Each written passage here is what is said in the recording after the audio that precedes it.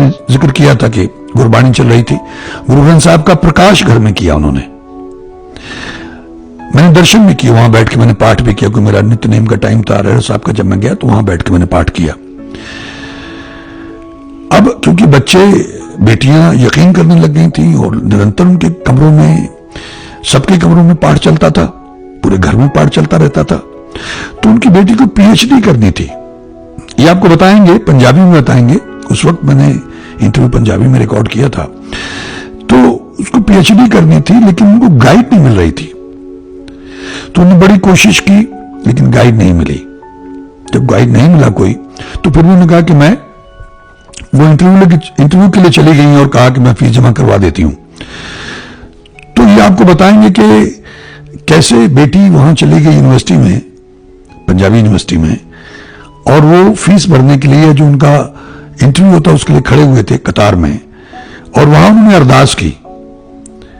अब जिस भी ढंग से, क्योंकि ईश्वर तो भावना के भूखे हैं, आपको आस्था और विश्वास होना चाहिए, तो उन्होंने अरदास की कि मैंने तो आप पे छोड़ा, मुझे नहीं मालूम, मुझे गाइड तो कोई मिली नहीं, अब मैं तो इंटरव्यू के लिए खड़ी हो गई, तो अब आप ही नहीं करना है, जो भी करना है, मुझे पीएचडी करनी है।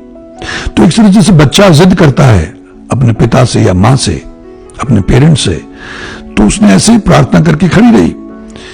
हालांकि यह संभव नहीं था कि अगर आप पास गाइड नहीं है तो इंटरव्यू का कोई मतलब नहीं बनता है, या जो भी फीस जमा कर, जो प्रोसीजर होता है उसका कोई मतलब नहीं बनता है।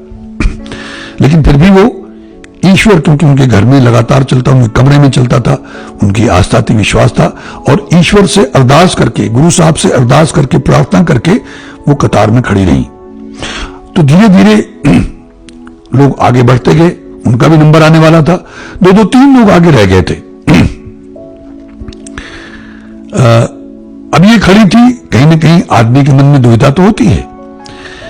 तो अचानक एक प्रोफेसर, जिनके पास ये जा चुकी थी कि उनकी गाइड बन जाए, उनका नाम भी उन्होंने बताया, शायद मिसेस ऋतु था, तो वो वहां से निकल रही थी। तो उन्होंने इनको पूछा, बेटी को इनकी, नीलू जी की, कि आप यहां कैसे खड़े हो, आपको गाइड मिल गया? तो उन्होंने कहा नहीं मैडम, गाइड तो मुझे नहीं मिली, कोई गाइड नहीं मिला है, लेकिन फिर भी मैं, तो आप यहां कैसे खड़े हो इंटरव्यू के लिए? तो उन्होंने कहा कि बस मैं खड़ी हो गई, ईश्वर से प्रार्थना करके खड़ी हो गई हूं, अरदास करके, अब वो जाने, उसका काम है, लेकिन मुझे तो पीएचडी करनी थी।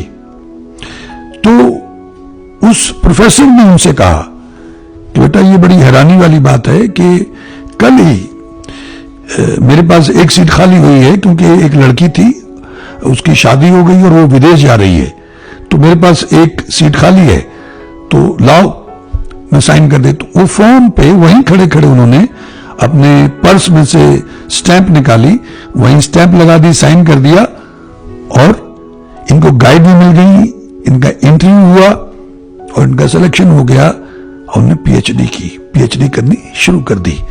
ये एक और प्रमाण, अगर आपको उस पर विश्वास है, अगर आपके कमरे में निरंतर गुरबानी चलती है, उनके यहां तो गुरु ग्रंथ साहब का पाठ ही चलता रहता है, यूएसबी ड्राइव में है, तो सब जगह गुरु ग्रंथ साहब का पाठ चलता है, शब्द कीर्तन चलता है।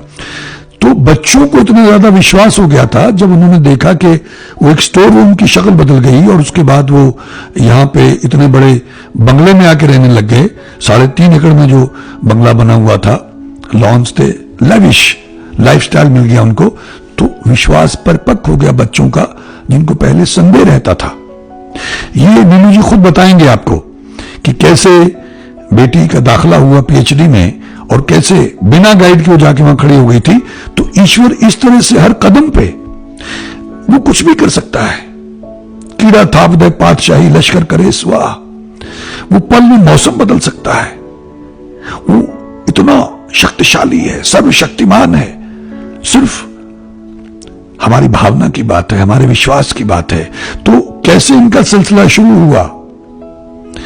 जब वो आर्मी में थे, जब वो पुलिस में जॉब कर रहे थे, जब काले कच्छों वाला किस्सा हुआ, जब यहां पे बेटी ने पीएचडी करनी थी, ये तमाम घटनाएं इन्होंने मुझे सुनाई, और मेरा मन किया कि मैं सबके साथ शेयर करूं, ताकि हमारे विश्वास को कोई पुख्ता आधार मिले।